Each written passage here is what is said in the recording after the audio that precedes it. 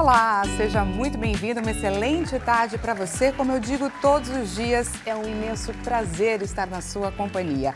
Consulta ao doutor chega no horário de marcado, mas dessa vez de uma forma um pouquinho diferente. Hoje nós vamos trazer aqui o trabalho de uma ONG, gente, que faz o que para muitos é considerado impossível. O trabalho dessa ONG é ajudar pacientes de baixa renda a recuperarem a autoestima através de cirurgias reparadoras e de formas gratuitas. A gente vai entender um pouquinho mais esse trabalho, gente, que é extremamente necessário, porque eles proporcionam uma verdadeira mudança de vida, um renascimento em vida. Se você conhece alguém a quem esse tema possa interessar, nós estamos em transmissão através do nosso site www.hittv.com.br e te convido, é claro, a você fazer parte aqui do nosso bate-papo com os nossos doutores através do nosso WhatsApp 0 operadora 11 3337 5886. Traga o seu relato, traga a sua dúvida, participe porque esse espaço é para você. Como você já sabe, o Consulta ao Doutor é feito para você e, claro, por você, então estamos aguardando a sua contribuição, combinado?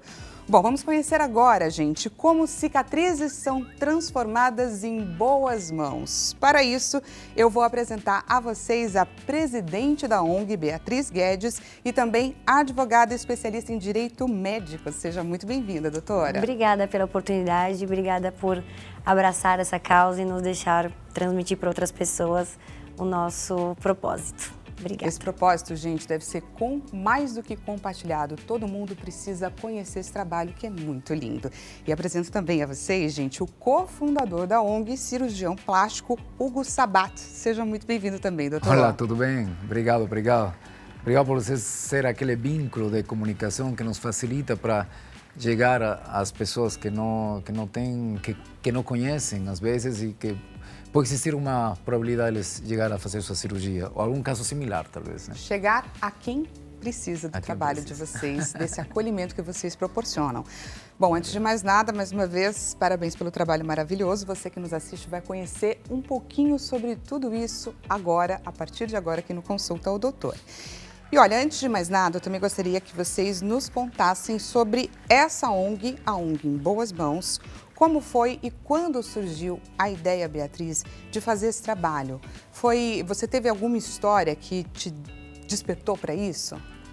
Bom, como eu sou advogada, a própria especialidade, a própria profissão, você quer ajudar o próximo, né? Você está ali porque você quer ajudar. Uhum. E ao longo do tempo da minha faculdade, eu fiz pós-graduação em Direito Médico e trabalhava para várias clínicas. Foi quando eu conheci o Dr. Hugo. E eu, nessas clínicas que eu atuava, eu via como a cirurgia plástica, mesmo sendo advogada, eu conseguia ver os relatos, né, das pacientes. Muitas tinham discriminação, muitas não conseguiam se separar porque tinham uma autoestima baixa ou porque sofria bullying, então tinha um relacionamento abusivo. E depois da cirurgia plástica, elas voltavam para o mercado de trabalho, tiravam aquela insegurança e tudo mais. E ao longo do tempo, eu comecei a perceber isso, né? E aí, um pouco depois, nós viramos sócios e montamos a nossa clínica de cirurgia plástica. E lá também, como elas conversavam muito com a gente, comigo, né? Por ser mulheres, ser crianças também, porque a gente opera muitas orelhinhas também. Então, a gente via o quão era bom. Só que a gente, né, era uma clínica de cirurgia plástica particular e a gente ficava, nossa, mas como, né? E as pessoas que não têm condições, elas ficam com isso pro resto da vida delas. Então, o Dr. Hugo, ele já fazia na Bolívia alguns procedimentos gratuitos, né, da especialidade médica. Uhum. E aí, eu conversando, o irmão dele também, né, ele já é de uma família que faz procedimentos, que atuam na filantropia. E a gente decidiu abrir essa parte e ter uma ONG de cirurgias plásticas e reconstrutoras para as pessoas carentes. A gente não imaginava a quantidade de casos. Eu, na verdade, né, como não sou da área, tinham muitas especialidades, tinham muitos procedimentos que eu nem imaginei que existiam, que é um dos casos que vai ser transmitido aqui. E aí deu super certo, o Dr. Hugo super topou e estamos aí já há quase 5 anos. Que bacana, gente. O Dr. Hugo, gente, ele não só repara corpos, como ele reconstrói sonhos. E como a Beatriz estava contando aqui pra gente, então, lá na Bolívia você já trabalhava de forma voluntária. Como que é essa sua relação? Como que você sente essa sua missão em vida? Eu acho que a medicina hoje em dia, a gente esquece muito o conceito real, realmente, e uma área dentro da especialidade muito humanizada. A humanização faz parte do conceito da medicina hoje em dia. Então, se a gente começar disso, a gente descobre muitos talentos e dons, né? Uhum. Eu já trabalhei muito em Médicos Sem Fronteiras também, então eu fiz muito trabalho pelo Pará, pelo Nordeste, pelo Norte do Brasil, e aí foi que começou. Eu percebi que eu, como cirurgião, com minha caixa de cirurgias, eu conseguiria mudar e fazer muitas coisas. Meu sonho antes, eu queria fazer cirurgia cardiovascular ou neurocirurgia, né? Mas eu percebi que a gente precisava de uma equipe, de uma UTI, de um hospital, muitas coisas. A gente percebeu que com cirurgia plástica eu conseguiria ajudar e resolver muitos problemas. Às vezes traumas de muitos anos, nós como cirurgiões plásticos podemos resolver em 1 hora, né? Daí que criou o conceito, as pacientes com câncer de mama, a reconstrução de câncer de mama. Eu vi, pela minha formação em cirurgia plástica, eu vi como realmente isso mudava muito. Às vezes o paciente esquecia até do próprio câncer. Ele queria saber como terminava a cirurgia em si, né? Então aí eu percebi, nossa, quão importante é a parte estética dentro da vida das pessoas. Então eu acho que hoje em dia essa parte de estética às vezes pode estar um pouco até mal conceituada, porque parece uma coisa tão banal, tão fútil, e é muito importante. É muito importante, é muito necessária. Queria, inclusive, que vocês explicassem pra gente a diferença entre cirurgia estética e cirurgia reparadora. E vocês fazem desses dois tipos, correto? Sim, fazemos, sim. A cirurgia plástica estética, ela se baseia praticamente em resolver problemas que não urgem, não tem uma urgência, nenhuma prioridade. São cirurgias estéticas para você se sentir melhor, para você mudar alguma coisa que já está certa no teu corpo. Surgiu como uma vaidade, que foi conceituada, estética como vaidade. Mas hoje em dia a gente sabe que não, né? Que estética realmente faz parte muito vai e muito muda além, muito, né? Vai muito além disso. Bem-estar, a segurança. Com certeza.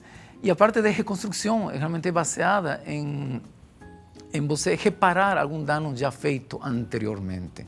Ou às vezes quando o paciente já nasceu com alguma malformidade congênita, ou tem alguma cicatriz que veio de algum trauma, uma queimadura. Então a cirurgia plástica se baseia na reparação dessa lesão propriamente já feita antes.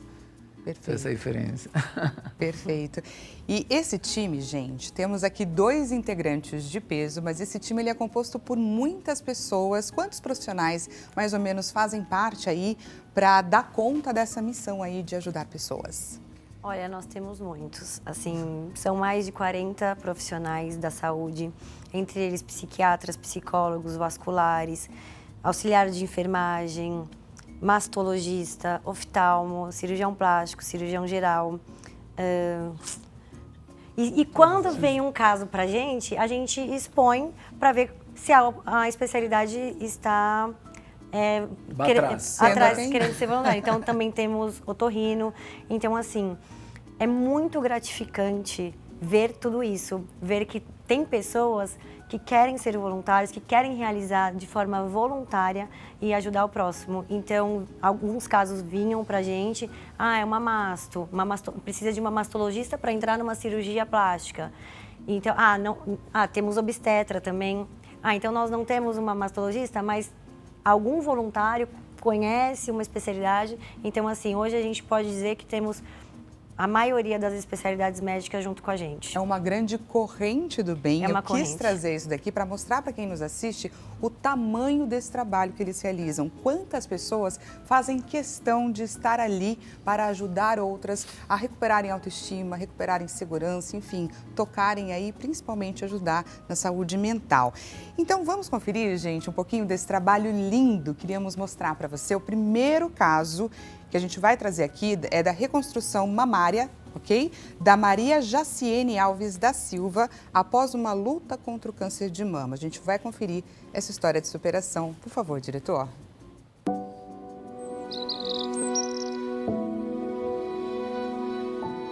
Sempre morei aqui. Aqui não tinha casa nenhuma. Não tinha nenhuma casa. Era tudo barraco. Você olhava de lá, era só barraco que tinha. Hoje a gente está aqui, é uma comunidade. Que aqui a gente trata da comunidade, né? É assim que eu vivo aqui.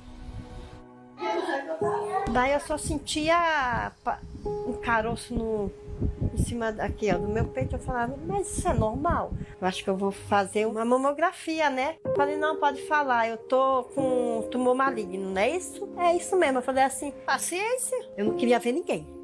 Eu vivia aqui dentro do quarto, trancada, não queria ninguém perto de mim. Eu já vi a cama cheia de cabelo. Eu falei, meu cabelo já tá caindo. O médico pediu os exames e não acusou nada. Aí eu falei pro médico, quem me curou foi aquele lá de cima, né? Vai. Daí eu já tô curada, em nome de Jesus. Eu fico com vergonha de tudo, não me troco na frente do meu marido, porque você olha assim, eu fico com vergonha de tirar a blusa, porque sempre tá faltando um pedaço da gente, né?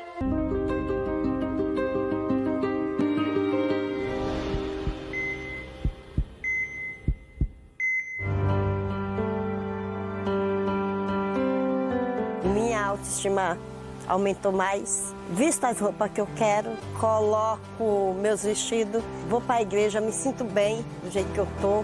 Eu tô me sentindo maravilhosa. Senti uma parte do meu corpo que eu não tinha mais e, de repente, estou me sentindo maravilhosa. Esse processo da reconstrução mamária, ele é importantíssimo para uma paciente como a Dona Maria, que enfrentou aí um câncer de mama, não é? Sim, para você ver como a saúde mental, o bem-estar mental é muito importante, né? É por isso que, às vezes, nós que estamos na frente de batalha, que a gente encara e vê os pacientes todos os dias, a gente chega a ver isso pessoalmente, né? A gente somos testemunhas reais de realmente o que os pacientes sentem, o que necessitam, e quanto, a vezes, uma pequena cicatriz muda o entorno da vida do paciente, né? Então a gente olha isso, e a gente, cada vez que vê, a gente aprende. E eu falo para a cicatriz, para a Beatriz, temos que fazer alguma coisa, a gente pode ajudar com pequenas coisas, com um pequeno tempo que eu dou, ela um pequeno espaço que nós doamos, a gente muda muito a vida das pessoas, né? E o caso dela, quando ela saiu da cirurgia, da mastectomia, né? Ela saiu somente com uma prótese de mama. Então ela ficou com uma prótese no peito e o outro sem. Então você já passou por uma mastectomia, você já passou por um câncer, e o Dr. Hugo falava, eu não tinha acesso, né? E ele sempre falava, Bia, o câncer de mama para muitas mulheres, a doença é só isso aqui, a ponta do iceberg, porque os maridos abandonam, porque você não tem apoio familiar. E eu não sabia disso. No caso dela não teve, né? Porque o marido sempre esteve do lado dela. Mas outros casos que a gente teve, era isso mesmo. E eu achava que não existia isso, sabe? Por não ser da área da saúde, eu não tinha esse acesso. E a Jaciene, quando ela voltou lá para realizar a cirurgia, para tentar realizar a cirurgia da outra mama, o hospital já tinha mudado de setor, já tinha mudado de médico. Então, o caso dela foi muito importante. E ela fala, tá sempre faltando um pedaço da gente. Imagina, a gente não sabe a dor do outro. Exato. Então, assim, não é uma cirurgia, nossa, fácil, mas é o tempo que ele faz uma reconstrução mamária, ele está salvando vidas e está transformando vidas, né? E está ressignificando a vida de alguém. E nós temos contato com a Maria Jaciene até hoje. Na maioria das vezes, a gente tem contato com os pacientes até hoje. Nós construímos uma família. E você consegue, família. assim, ver a felicidade estampada no rosto das pessoas. Porque eu acho que é tão difícil, é muito o que você disse agora, Bia, de você sentir a dor do outro. A gente não sente, a gente não tem noção da dimensão que é para o outro. E o trabalho de vocês é se colocar, ouvir a dor daquela paciente e dizer, olha, eu consigo te ajudar aqui, aonde mais está te doendo. Como que chegou a história da Dona Maria até vocês? A Maria, nós temos umas pacientes particulares e elas levaram o caso pra gente, né? A gente tinha, o Dr. Hugo já tinha operado, elas são várias irmãs, que elas também são minhas amigas até hoje, assim. E ela trouxe o caso, ela falou, Bia, tem uma amiga nossa que ela não tem condições, acabou de sair de um câncer de mama, né? Já está liberada para realizar um procedimento cirúrgico, porque tem, né, também um tempo que você precisa realizar com a autorização, mas ela não tem condições e a gente vê que ela é uma pessoa que está infeliz com o corpo, né? Ela não sai de casa, e a gente gosta muito dela. E aí elas sabiam da nossa ONG, chegou até a gente, ela foi lá, fez os exames necessários, passou com o Dr. Hugo antes, né? E a gente operou ela. E assim, ela é muito grata a nós, é uma pessoa muito querida e a gente fica muito feliz de ter ajudado. Bacana. Vamos então, gente, conferir o segundo caso. O segundo caso é da Tayane Ribeiro Ferreira. Ela sofria com lesões cutâneas benignas que surgiram, olha só, quando ela tinha 1 aninho de idade. E aí, com o passar do tempo, essas lesões só foram aumentando pelo corpo dela. Ela se estendiu, inclusive, por todo o rosto. E, em boas mãos, ela passou a se ver e, mais ainda, a gostar do que vê. Vamos conferir essa história também.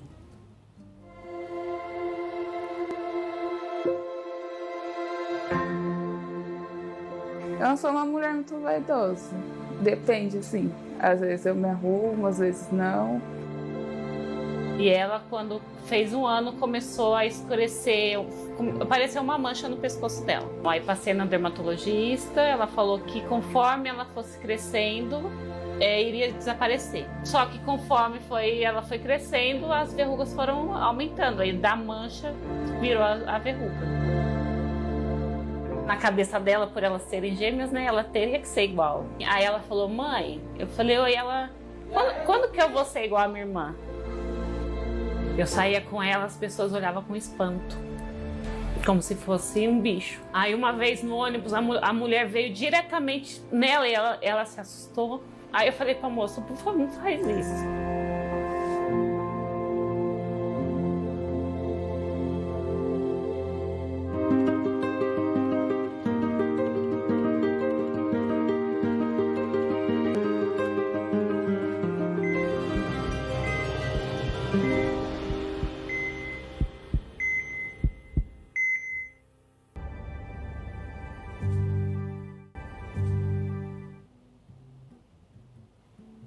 Uma coisa que nos chama a atenção no relato dessa mãe é a história de quando ela está no ônibus e ela vê uma pessoa de fora olhando para a filha de uma forma estranha e ela pede, não olha para minha filha desse jeito. Essa história é muito tocante para mim. Eu assisti já várias vezes e falei, gente, é difícil a gente conter a emoção. E eu queria então que vocês contassem as particularidades desse caso, porque como a gente vê, era uma situação que o SUS não poderia ajudá-la porque era considerado uma cirurgia estética.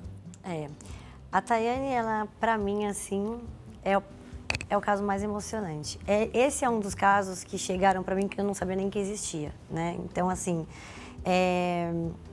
eu me emociono muito quando eu falo dela, porque ela é uma menina que chegou na clínica muito, muito arrasada, de verdade. Não vou nem conseguir falar. Pode soltar a emoção, porque estamos aqui falando sobre vidas. Você conseguia ver.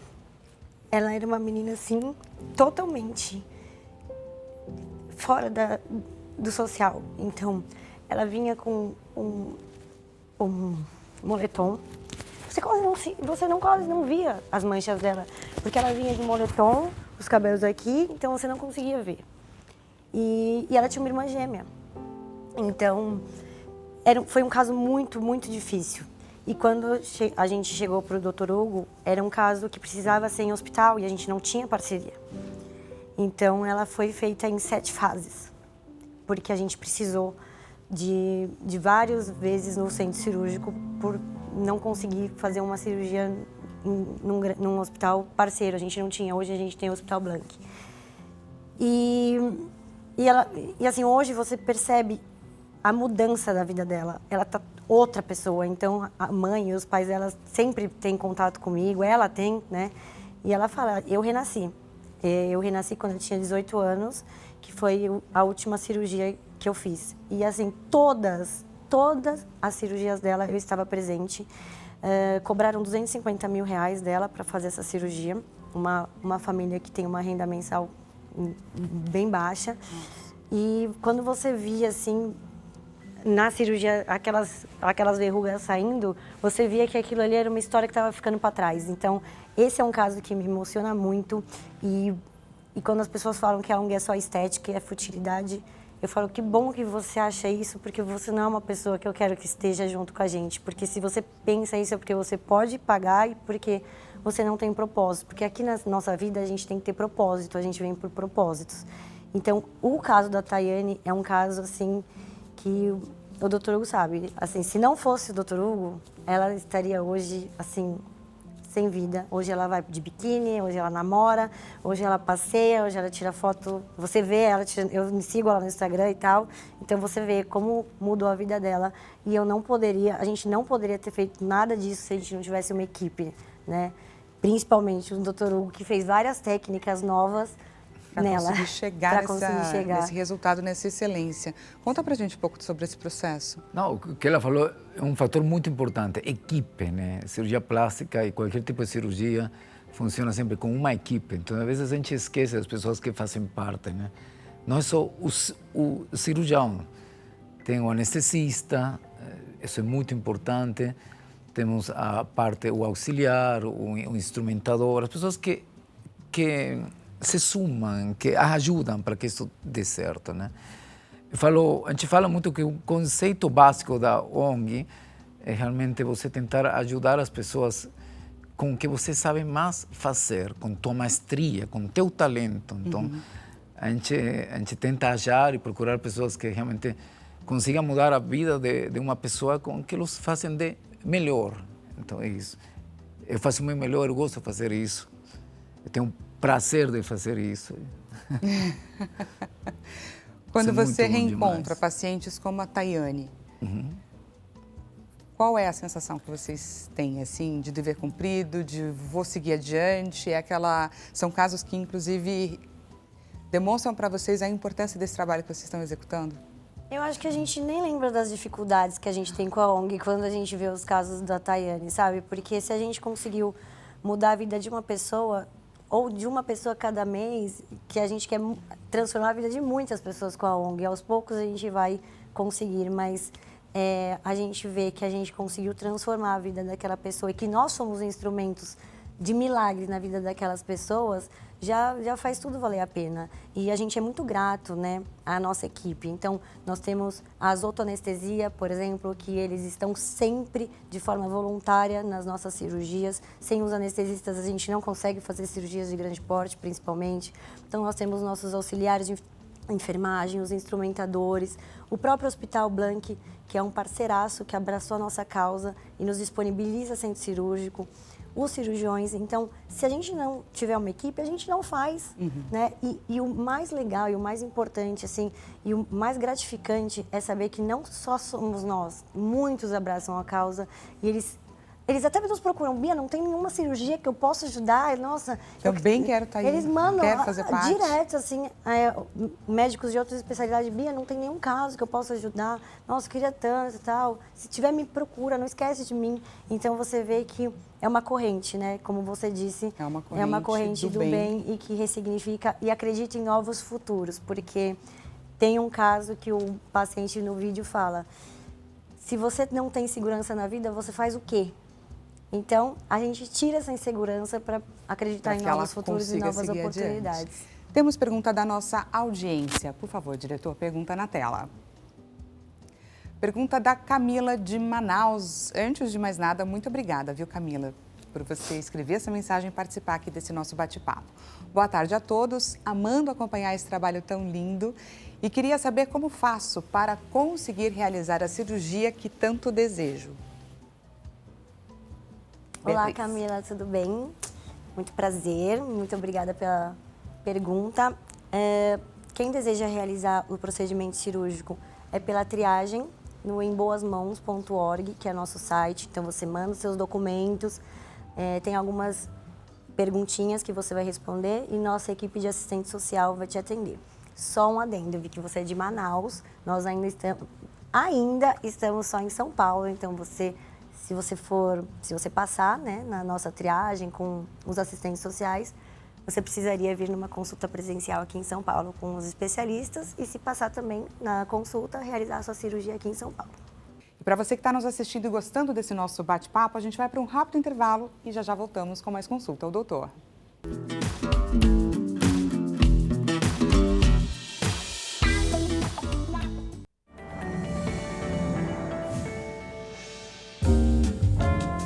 Seja bem-vindo mais uma vez. Consulta ao Doutor está de volta. Para você que chegou agora, estamos aqui de uma forma diferente hoje, trazendo um trabalho, gente, que é muito maravilhoso, da ONG Em Boas Mãos.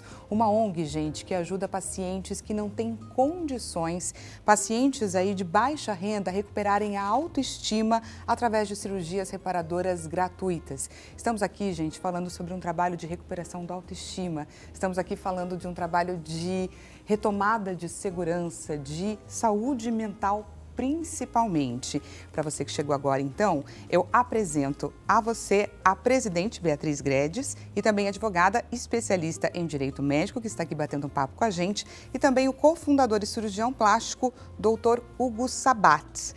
Sejam bem-vindos a esse segundo bloco. Para você que chegou agora, esse espaço é seu, como eu sempre digo. Aproveite para mandar sua mensagem, tirar a sua dúvida, trazer, é claro, o seu relato para o 0 Operadora 11 3337 5886. Estamos em transmissão ao vivo através do nosso site www.hittv.com.br.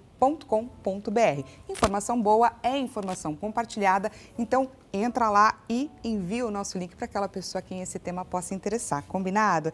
Estamos aqui, gente, vendo exemplos, vendo formas, pessoas que tiveram a vida transformada pela ONG Em Boas Mãos. E, gente, esses exemplos, eles são maravilhosos, são assim de emocionar real. E aí eu queria trazer aqui uma outra história que é também uma história de retomada da autoestima, de retomada da segurança, sobre mais um sonho aí que se tornou realidade, que é a história do Marcelo Campos Vieira, que teve a vida transformada após passar por uma otoplastia. Vamos conferir. Antes de fazer a cirurgia, eu tinha um problema que era, eu sofria muito bullying na escola por ter a orelha grande, assim. Então eles me chamavam de orelhudo, aí tinha aquelas brincadeiras de ficar dando pileque na orelha. A criança, ela já cresce com um trauma de que, cara, eu tenho um problema em mim que eu não consigo lidar com isso.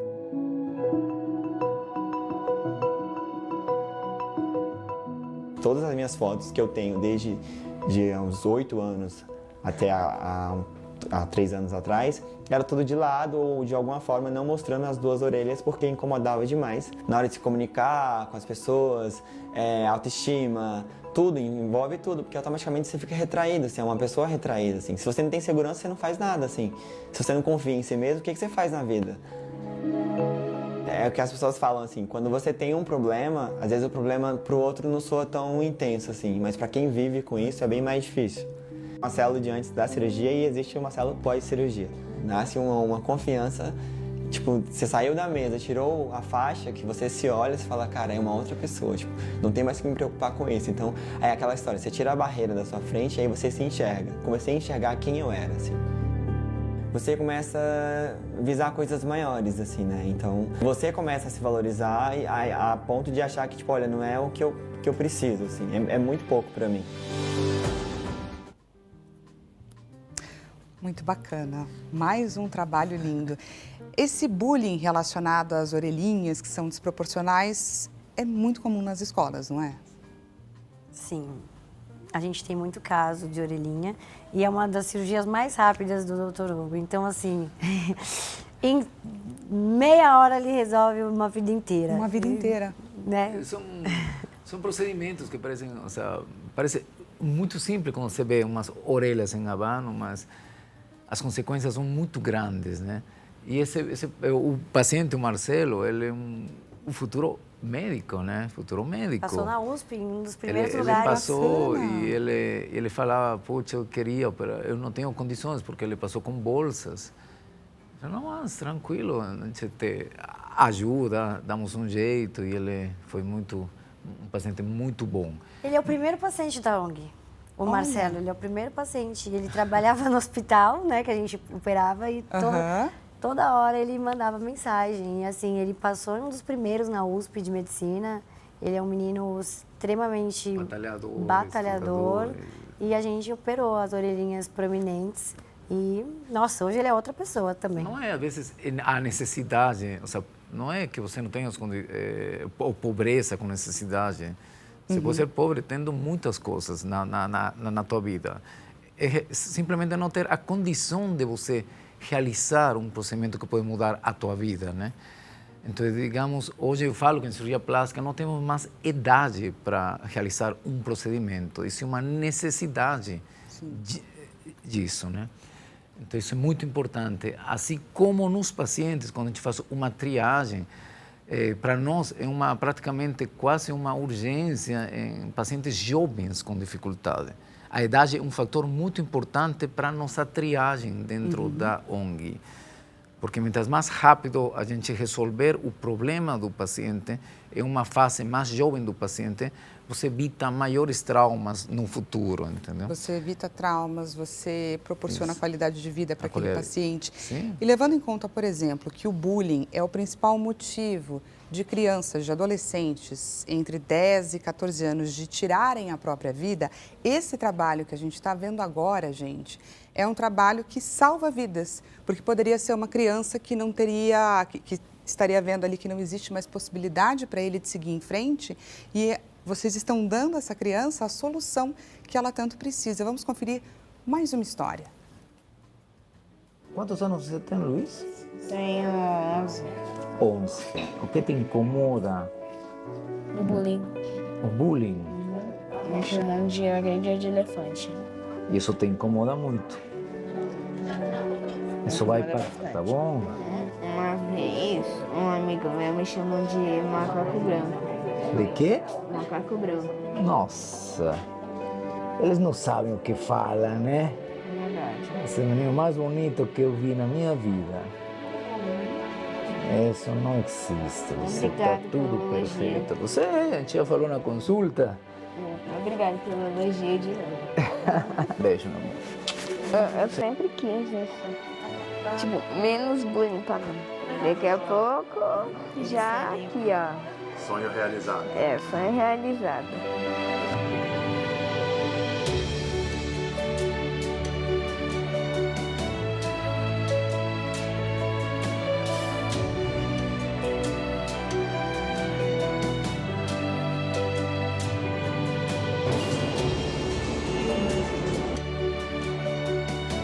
Ele sempre teve essa orelhinha assim, né? Desde a creche, ele já vinha sofrendo bullying.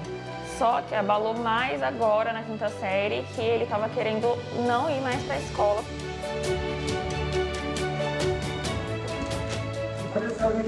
E aí, pessoal, hoje a cirurgia foi um sucesso, saiu conforme a gente acordava. Vamos dar a notícia para a mãe, para ela ficar tranquila, que com certeza ela está muito ansiosa, né? Tiramos esse excesso de cartilagem, ele já está acordando, o anestesista está conversando já com o anestesista, fica tranquilo, tudo certo? Tá bom? Daqui a pouco vai para a recuperação, depois vai para casa. Ah, que bom. Obrigada, viu? Ai, agora meu coração tá quentinho, como você diz, né? Eu tô aliviada, porque vi que meu filho estava em boas mãos. E um recado para as pessoas, que ensina seus filhos que todos são normais, que um é mais gordinho, um é mais magrinho, e que tá tudo bem, são seres humanos e deve ser tratado com respeito.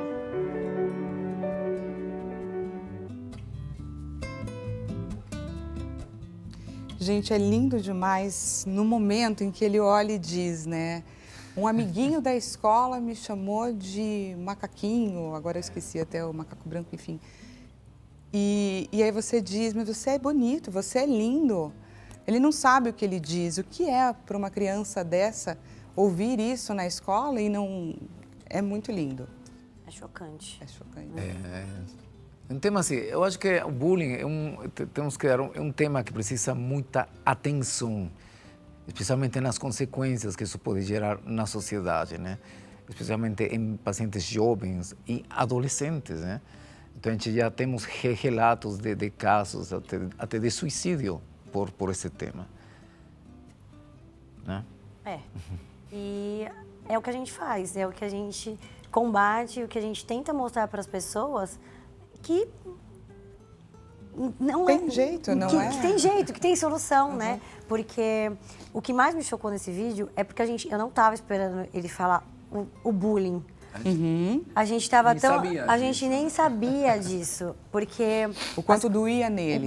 Porque a gente falava mais com os pais e tudo mais, então geralmente os pais levam para combater o bullying, então ele nem está sofrendo ainda, mas eles já pedem para o Dr. Hugo realizar o procedimento e tal.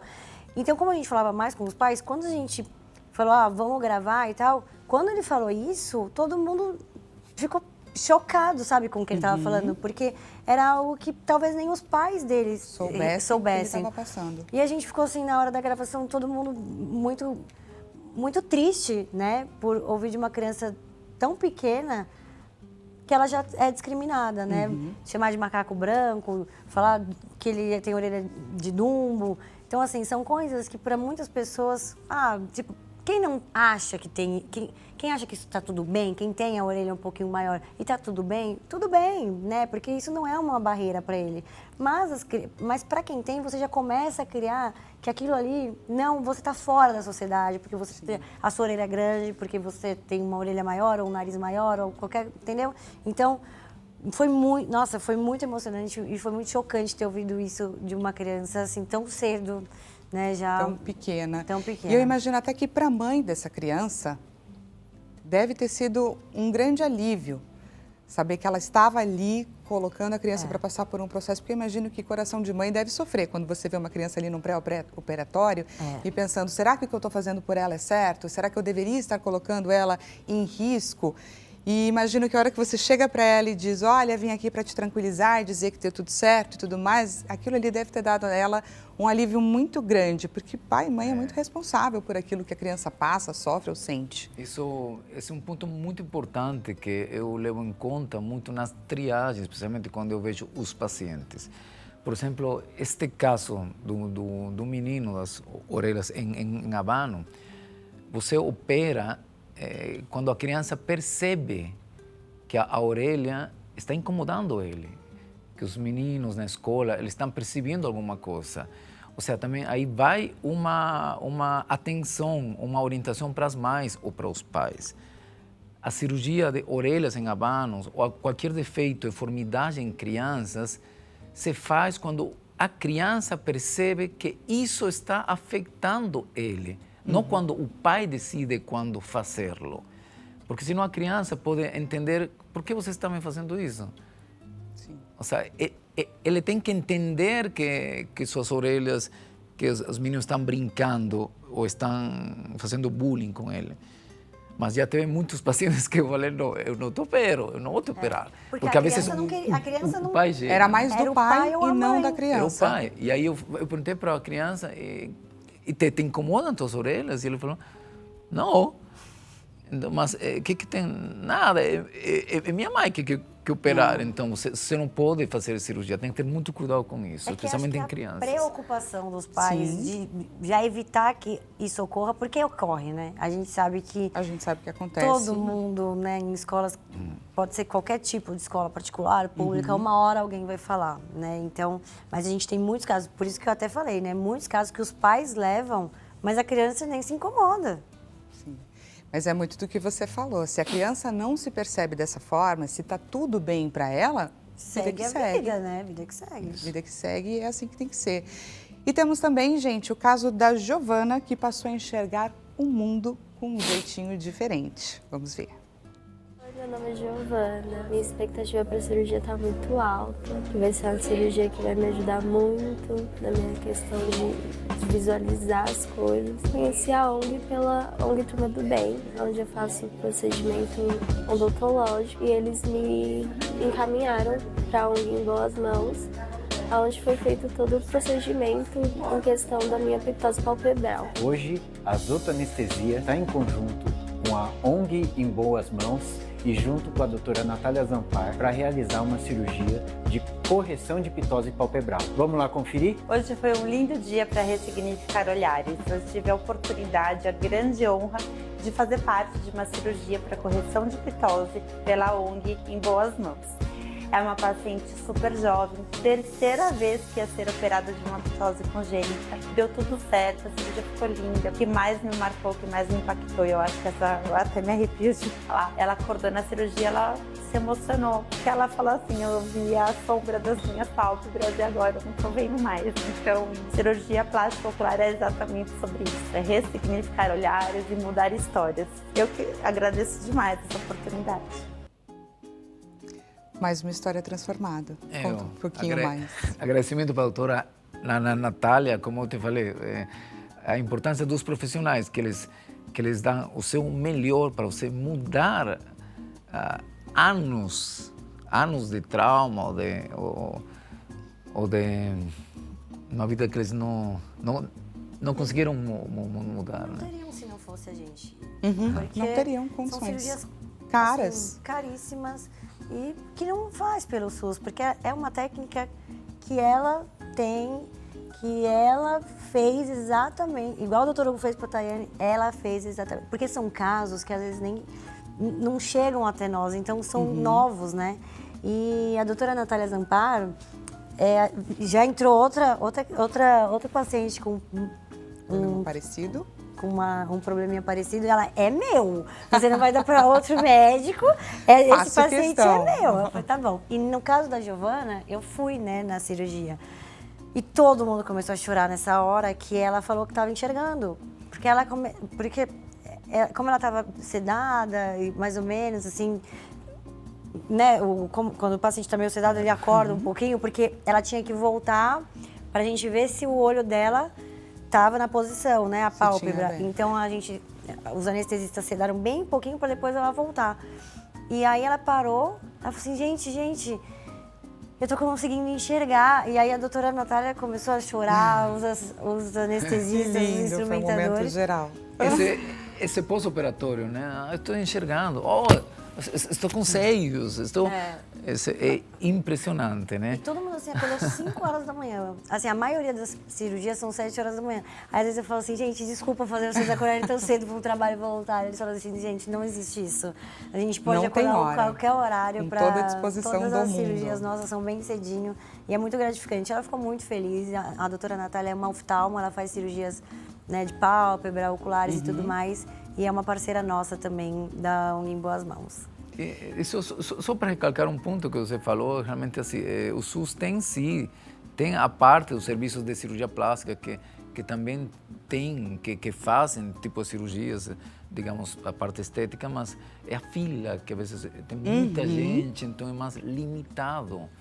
Então, às vezes, essa fila de espera de 2, 3 anos, a gente resolve mais rápido.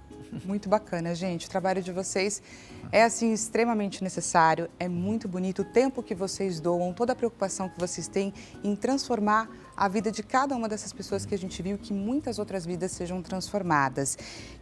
Queria deixar aqui os contatos para você que gostou desse bate-papo. Não deixe de entrar em contato com eles, com a ONG também. Então, para deixar para vocês o contato da ONG, ONG Em Boas Mãos, no Instagram. Temos também o site deles, emboasmãos.org, e o telefone de contato 0 operadora 11 4990 5743. Agradeço demais a doutora Beatriz Guedes por todo esse trabalho. Você tem uma missão incrível nesse mundo. Parabéns pelo trabalho que você executa, presidente da ONG. O Instagram dela, Beatriz Guedes, Beatriz com Z, da forma que aparece aí na sua tela. E também agradeço demais o doutor Hugo Sabato, que é cofundador da ONG, e o Instagram dele, DR Sabat.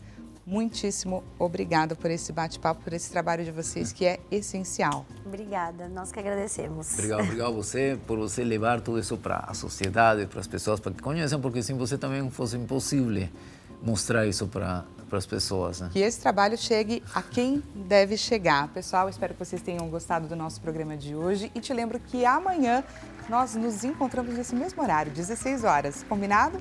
Até amanhã.